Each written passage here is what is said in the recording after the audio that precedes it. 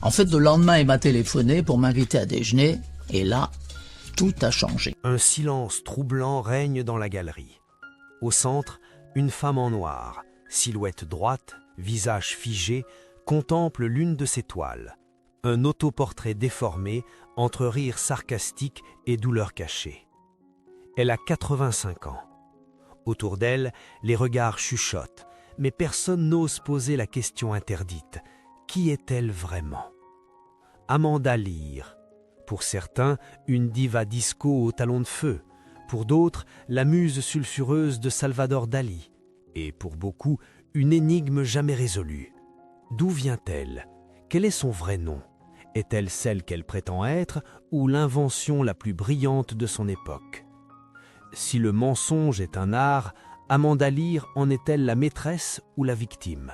Et surtout, qu'a-t-elle caché pendant tout ce temps? Le mystère commence là où les certitudes s'arrêtent. Selon les documents officiels, Amanda Lear serait née le 18 novembre 1939 à Hong Kong. Mais selon d'autres versions, et elles sont nombreuses, elle serait née en 1941 ou 1946 ou même plus tard encore. Parfois en Suisse, parfois à Saïgon, parfois à Paris. Ce flou n'est pas un oubli, c'est un voile soigneusement tissé. Son enfance, un désert d'archives. Pas de photos de classe, pas de récit familial, pas de traces d'un avant. Certains journalistes, troublés par cette absence, ont remonté les pistes les plus sombres. Amanda Lear aurait été, à ses débuts, un jeune homme nommé Alain Tappe, connu dans le Paris interlope des années 50 sous le pseudonyme de Pecky d'Oslo. Un corps androgyne, maquillé comme une icône, dansant dans les clubs du Marais. Amanda, interrogée à ce sujet, rit. Elle ne confirme jamais, ne nie jamais.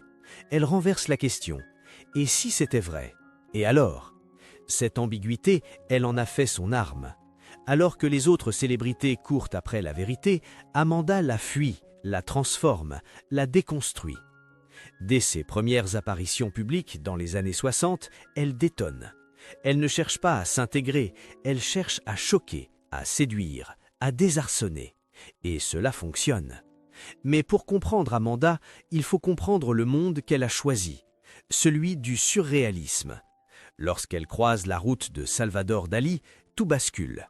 Le peintre espagnol, maître absolu de l'illusion, voit en elle bien plus qu'une modèle. Il voit une créature qui dépasse les genres, les origines, les carcans. Pendant 15 ans, Amanda Lear devient sa muse, sa protégée, son double féminin. Il la surnomme « la création la plus parfaite de mon inconscient ». Auprès de Dali, elle apprend une règle essentielle. Ne sois jamais naturelle, laisse les autres deviner. C'est là que naît le personnage Amanda Lear, une femme qui ne vieillit pas, ne s'explique pas, ne s'excuse jamais. Mais derrière les masques subsistent des éclats de vérité. Dans certaines interviews rares, Amanda laisse filtrer un sentiment de solitude ancienne, un isolement forgé très tôt. « J'ai grandi entre deux cultures, entre deux langues peut-être », glisse-t-elle un jour. Et si tout cela n'était pas une stratégie, mais une réponse instinctive à un monde qui ne lui a jamais laissé de place? Ce flou originel devient son fondement. Là où d'autres cherchent leurs racines, elle les efface. Elle n'est ni d'ici ni d'ailleurs, ni totalement femme, ni tout à fait homme, ni menteuse, ni honnête. Elle est Amanda Lear, une invention de son propre regard, une entité construite sur la provocation, l'artifice et un refus catégorique de se laisser définir. Et c'est peut-être là, dans ce refus, que réside le premier traumatisme. Le besoin de brouiller les pistes n'est pas une coquetterie, c'est un instinct de survie. Loin des soupçons et des rumeurs, Amanda Lear commence par imposer ce que personne n'attendait d'elle. Un physique. Haute, féline, regard perçant, voix grave, elle défile pour Paco Rabanne, incarne l'élégance subversive de la fin des années 60. Mais son ambition ne se limite pas au podium. Très vite, elle s'initie à l'art de manipuler l'attention, à construire une identité médiatique. Elle ne veut pas être reconnue, elle veut être inoubliable. C'est dans l'ombre brillante de Salvador Dali qu'elle perfectionne ce talent. L'Espagne, Paris, New York, Amanda est de toutes les réceptions, tous les scandales feutrés. Elle est celle que Dali présente comme un chef-d'œuvre vivant, celle dont la simple présence suffit à attirer les projecteurs. Et elle apprend l'art, la provocation, la mise en scène, mais surtout l'art de durer. Le véritable basculement survient dans les années 70. À Londres, dans les milieux glam rock disco, elle croise un certain David Bowie. Lui aussi aime jouer avec le genre, l'ambiguïté, le danger. Mais là où Bowie incarne la transgression, Amanda incarne le mystère. Elle chante peu, mais sa voix grave fascine. C'est Bowie qui l'encourage à se lancer dans la musique. Et elle le fait, à sa manière, provocante, sensuelle, mais jamais dans la norme. En 1977, elle explose. Follow Me devient un tube européen. Sa voix rauque, presque masculine, envoûte. Les paroles hypnotiques, la production moderne, la présence scénique unique, Amanda Lear devient une star.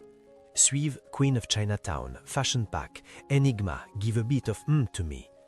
Elle incarne une disco glacée, sophistiquée, cultivée, une anti-Donna Summer, une aristocrate de la nuit.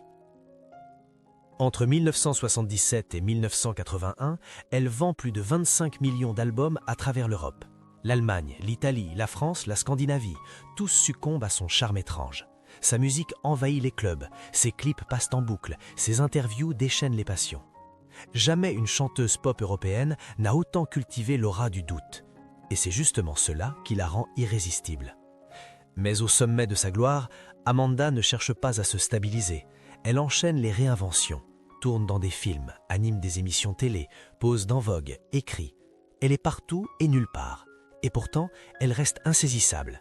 À mesure que sa popularité grimpe, les journalistes, fascinés, tentent de percer le mystère. Mais Amanda Lear ne se laisse jamais attraper. Elle répond par des pirouettes, des aphorismes ou des silences qui en disent long. Lorsqu'un animateur lui demande si elle est née femme, elle sourit. « Je suis née comme une légende ». Réponse parfaite et intouchable. Sa voix, d'abord moquée, devient sa signature. Grave, monocorde, presque masculine, elle dérange, mais elle reste. À contre-courant des voix aigrelettes de l'époque, Amanda installe un univers sonore à part, fait de rythmes froids et de textes empreints d'ironie et de distance. Elle chante comme elle vit, dans un entre-deux fascinant. Les chaînes de télévision la sollicitent. En Italie, elle devient animatrice d'émissions cultes comme Premiatissima, W le donne, Peccato che sia femmina. Avec sa culture polyglotte, son humour décapant, sa beauté atypique, elle s'impose comme une figure incontournable. En France, elle devient une invitée régulière des plateaux de Michel Drucker, Thierry Ardisson, Frédéric Mitterrand. Mais au fond, personne ne sait où s'arrête Amanda Lear et où commence le personnage. Elle-même confesse « Je suis un collage, une œuvre, une image ». Et comme toute œuvre, elle contrôle son éclairage. Elle donne à voir, jamais à comprendre. Même les relations qu'on lui prête ressemblent à des mises en scène. Dali, Bowie, Brian Ferry, chaque homme célèbre qui croise sa route ajoute une strate à son mythe. Certains disent qu'elle joue un rôle, d'autres pensent qu'elle vit ce rôle depuis toujours, sans pouvoir s'en défaire. Elle ne nie jamais, elle transforme chaque rumeur en matériau artistique. Et c'est peut-être là, dans cette maîtrise absolue de son image, que réside le vrai génie d'Amanda Lear. Là où d'autres cherchent à être aimés, elle cherche à être inoubliable. Là où d'autres exposent leur vie privée, elle l'emballe dans un écran de fiction. Mais à mesure que les années 1980 approchent, un vent nouveau souffle, les modes changent, la disco décline. Et dans les coulisses, certains signes annoncent déjà que le miroir va se fissurer. Tout au long des années 80, alors que la vague disco s'estompe, Amanda Lear se réinvente. Elle n'a pas le choix.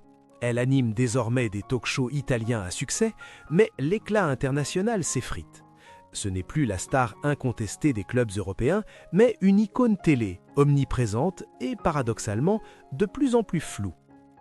Quelque chose change. L'image devient plus contrôlée, les interviews plus tendues, le regard plus fuyant. C'est aussi à cette époque que ses relations passées commencent à la rattraper. La première fissure visible survient autour de Salvador Dali. Après sa mort en 1989, Amanda Lear commence à parler.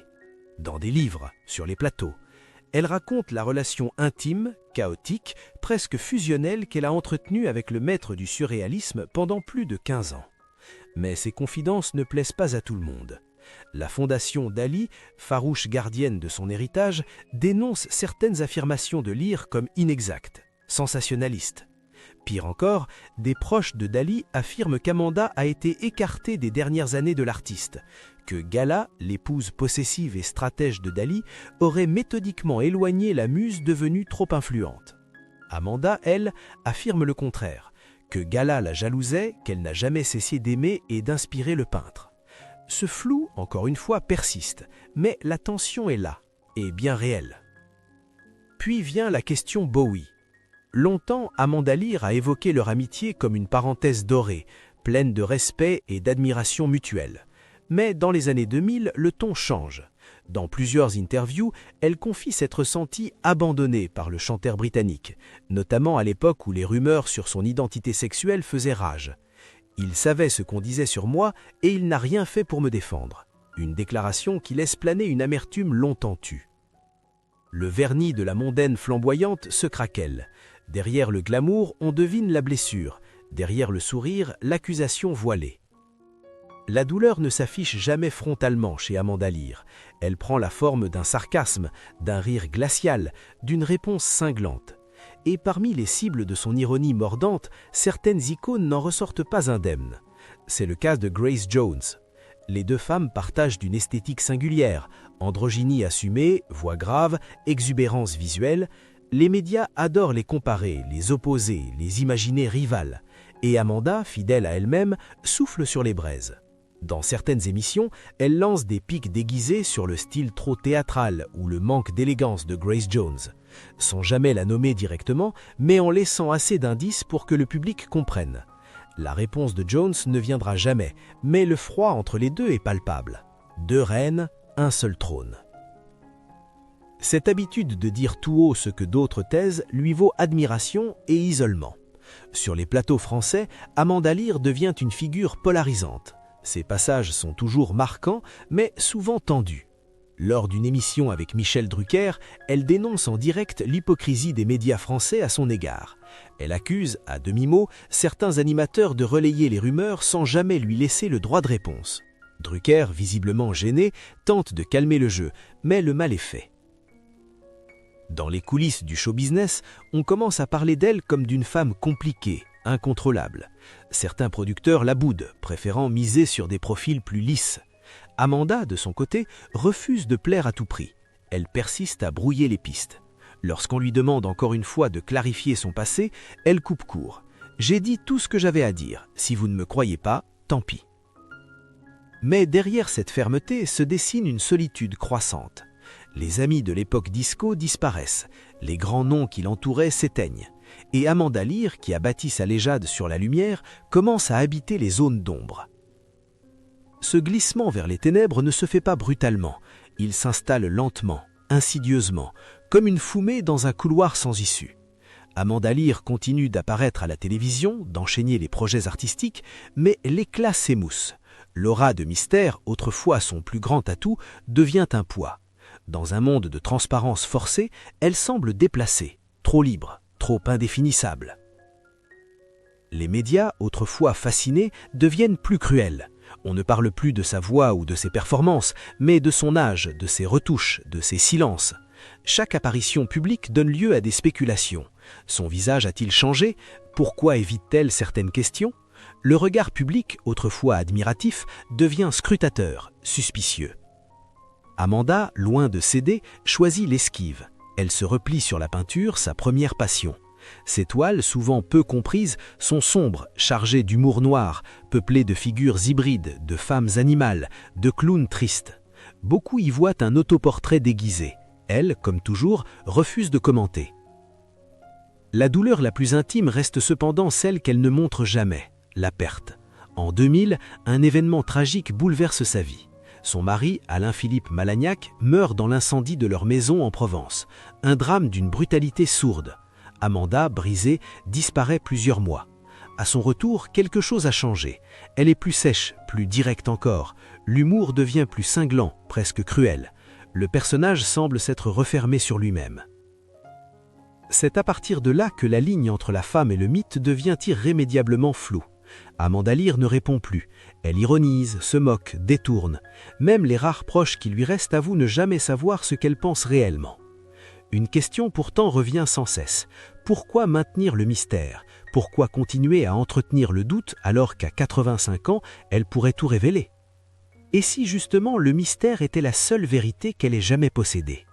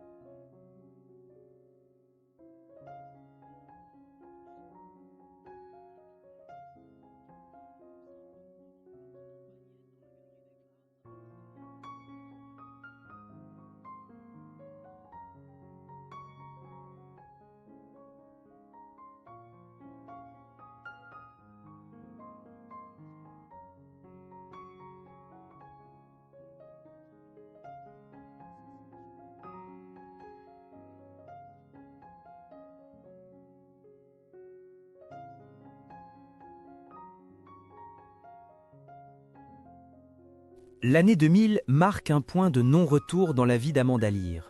Jusqu'alors, elle avait traversé les décennies comme une apparition, insaisissable, brillante, indomptable.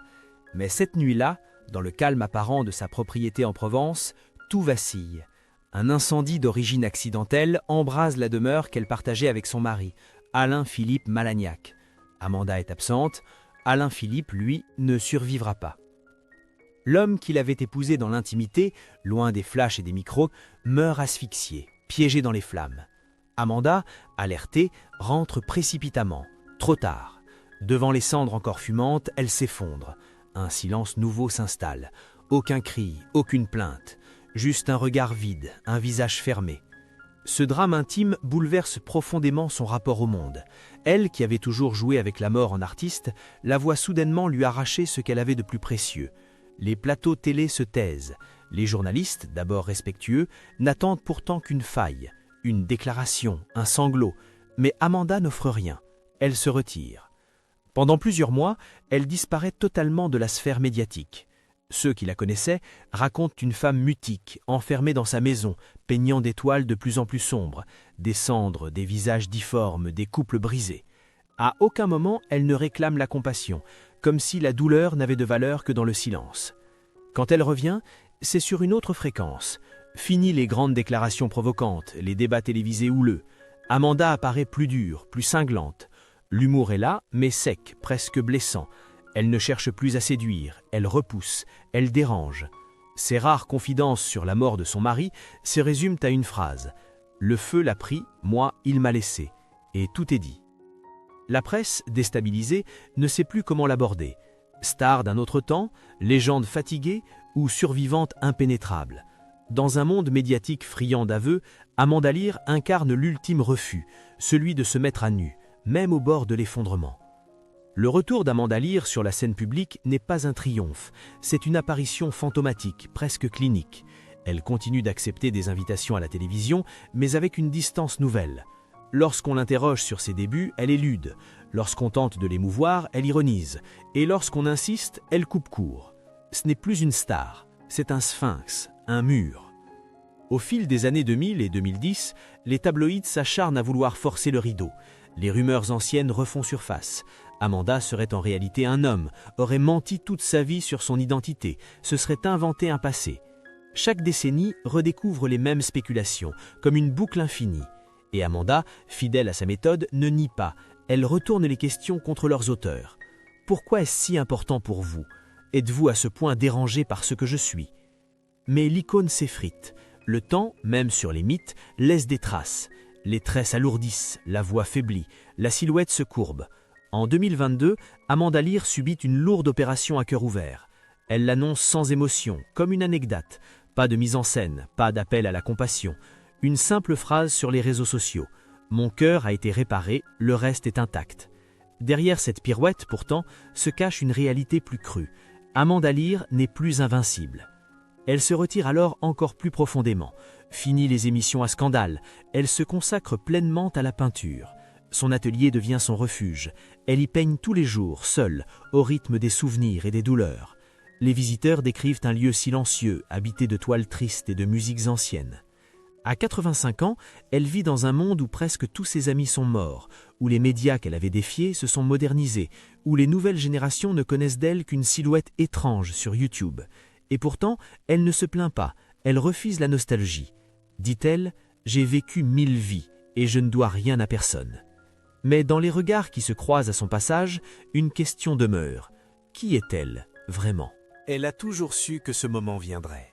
Celui où le monde ne voudrait plus de ses chansons, ni de ses aphorismes, mais d'une seule chose, une vérité, une confession, un mot de trop ou peut-être un mot enfin. Et pourtant, Amanda Lear résiste. Dans un documentaire diffusé en fin de soirée sur une chaîne culturelle française, la caméra la suit dans son atelier. Elle parle peu, peint lentement. La journaliste tente d'amener la question, doucement, par cercle concentrique. Pourquoi avoir laissé planer le doute toutes ces années? Amanda s'arrête. Elle fixe son tableau inachevé et répond simplement « parce que le doute est plus puissant que la vérité ». Ce n'est pas une esquive, c'est une conviction. Elle explique alors, pour la première fois, que tout ce qui a été dit sur elle faisait partie d'un jeu, un pacte silencieux entre elle et le public. Elle était prête à tout pour exister, pour ne pas être effacée. Et dans un monde saturé de stars interchangeables, elle a choisi d'être une énigme, une question ouverte. J'ai refusé qu'on me définisse, c'est peut-être ce que j'ai fait de plus radical. Mais cette lucidité cache une blessure plus profonde. Lorsqu'elle évoque sa jeunesse, elle concède qu'elle n'a jamais su où était sa place. Trop étrange pour la normalité, trop libre pour les dogmes, trop intelligente pour jouer la carte de la victime. Elle a donc créé un personnage, une créature flamboyante pour survivre. Et au fil du temps, ce masque est devenu son seul visage. Dans cette même interview, elle lâche une phrase que personne n'attendait. « Je ne suis pas née Amanda Lear, mais je mourrai en elle. » Une déclaration qui résonne comme une épitaphe anticipée. Elle ne confirme rien, mais elle ne nie plus. Elle ne se cache plus. Elle se révèle à demi. Elle parle aussi de Dali, de leurs relations faites de regards, de pactes tacites, de jeux de pouvoir et de fascination. Il m'a appris que le mensonge peut être plus vrai que la vérité. Et dans cette logique, elle s'est façonnée comme un collage, une peinture vivante. Chaque rumeur, chaque critique, chaque silence est devenu une couche sur la toile. Et Bowie, il m'a trahi en ne me défendant pas. Mais il m'a offert la musique. Je lui dois ça. Dans la dernière partie du reportage, Amanda Lear conclut face caméra, sans détour. J'ai menti à tout le monde peut-être, ou peut-être pas. Je laisse chacun décider. Ce n'est pas mon problème. Ce n'est plus mon problème. Ce n'est pas un aveu au sens traditionnel, c'est une transmission. Elle rend les clés du labyrinthe, mais refuse d'en ouvrir toutes les portes. Alors que la lumière s'éteint, qu'elle s'éloigne lentement dans la pénombre de son atelier, une certitude demeure. Amanda Lear n'aura jamais appartenu à personne, ni au public, ni aux hommes qu'elle a aimés, ni même à la vérité. Et peut-être est-ce là sa plus grande victoire. Amanda Lear a traversé les décennies comme un mirage, à la fois présente partout et insaisissable. Elle n'a jamais été une simple chanteuse, ni seulement une muse, ni même une célébrité. Elle a été un concept, une provocation permanente, une œuvre mouvante que personne, pas même elle, n'a jamais pu enfermer dans une définition. Son parcours n'est ni linéaire ni glorieux. Il est chaotique, ponctué de drames, d'attaques, de silences. Mais à chaque fois, elle s'est relevée, plus imprévisible, plus affûtée. Là où d'autres se sont dilués dans la nostalgie, Amanda Lear s'est blindée. Elle a compris tôt que le monde du spectacle n'est pas fait pour ceux qui racontent la vérité, mais pour ceux qui savent la rendre fascinante. À 85 ans, elle vit toujours, mais autrement. En dehors des circuits, des plateaux, des projecteurs, elle peint, elle écrit, elle regarde ce monde qui change et ne la comprend plus. Ou peut-être ne l'a-t-il jamais comprise. Et cela lui convient parfaitement. Son héritage ne se mesure pas en disques vendus ni en interviews accordées. Il se mesure en questions, en regards troublés, en doutes qui persistent. Elle a montré qu'il est possible de devenir quelqu'un ou quelque chose sans se soumettre à la logique du dévoilement. Dans une époque où tout s'affiche, elle a cultivé l'ombre comme un refuge sacré. Et c'est sans doute cela qui reste. Non pas ce que l'on sait d'Amanda Lear, mais ce que l'on ne saura jamais. Sa vie est un labyrinthe sans sortie, un tableau inachevé, une chanson qui ne dit jamais toute la vérité. Mais peut-être que la vérité, justement, n'est pas ce qu'il faut chercher chez elle. La vraie question est ailleurs. Combien d'entre nous avons eu le courage de nous inventer, de nous réinventer, jusqu'à devenir une énigme que personne n'ose résoudre ?